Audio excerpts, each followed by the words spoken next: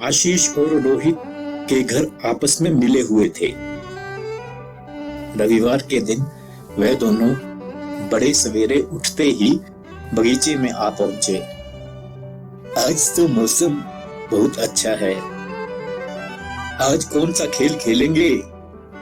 रोहित ने पूछा।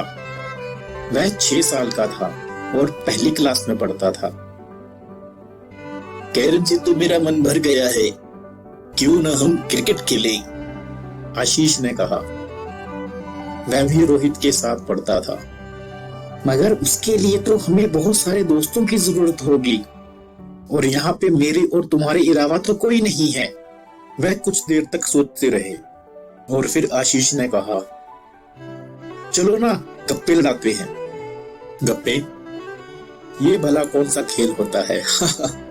रोहित को तो कुछ भी समझ में नहीं आया और वह जोर जोर से हंसने लगा। अरे देखो मैं बताता हूँ, हम एक से एक बढ़कर मजेदार गप्पे हाँकेंगे।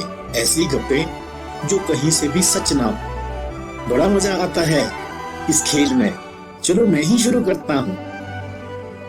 ये जो सामने पेड़ है ना, रात को बगीचे में तालाब की मछलियां इस पर लटक कर झूल रही थी। हाँ, मैंने देखा। रंग बिरंगी मछलियों में ये पेड़ ऐसा लग रहा था जैसे लाल परी का महल। अच्छा, रोहित ने आश्चर्य से कहा। और मेरे बगीचे में जो आम का पेड़ है ना, उस पर चांद सो रहा था। चारों ओर ऐसी प्यारी प्यारी रोशनी बिखर रही थी कि तुम्हारे पेड़ पे झूलने वाली मछलियों ने गाना शुरू कर दिया। अच्छा, तो फिर क्या हुआ? फिर क्या होना था? मछलियां इतने जोर से गा रही थी कि चांद की नींद टूट गई और वह धड़ाम से मेरी छत के ऊपर आ गिरा। फिर क्या था? वह तो गिरते ही टूट गया। सच, चांद टूट गया। फिर उसके टुकड़े कहाँ गए? वह तो सब सुबह आकर सूरज ने जोड़े और उन पर काले रंग का मलहम लगा दिया। विश्वास नहीं होता ना? मैं जानता हूं। तुम रात को चांद को देख लेना, तुम्हें उसके ऊपर काले धब्बे जरूर दिखाई देंगे। अच्छा ठीक है, मैं रात को देखने की कोशिश करूंगा। वह एक नई गप सोच रहा था। अरे हाँ, याद आया। पिछले साल जब तुम्हारे पापा की ट्रांसफर यहाँ नहीं हुई थी, एक दिन खूब जोरों की बारिश हुई। इतनी बारिश कि पानी बूंदों की बजाय रस्सी की तरह गिर रहा था।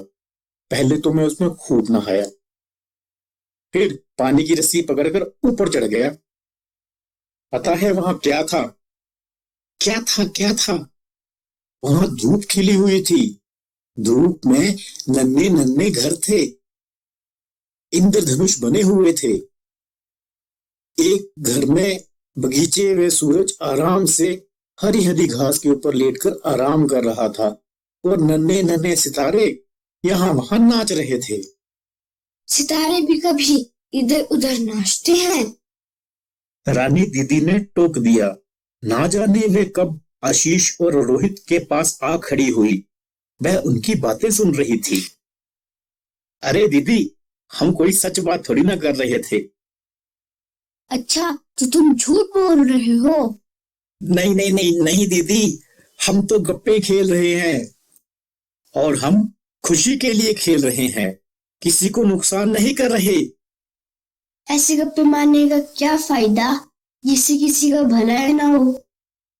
मैंने एक गप की, उससे 2 बच्चों का भला हो गया।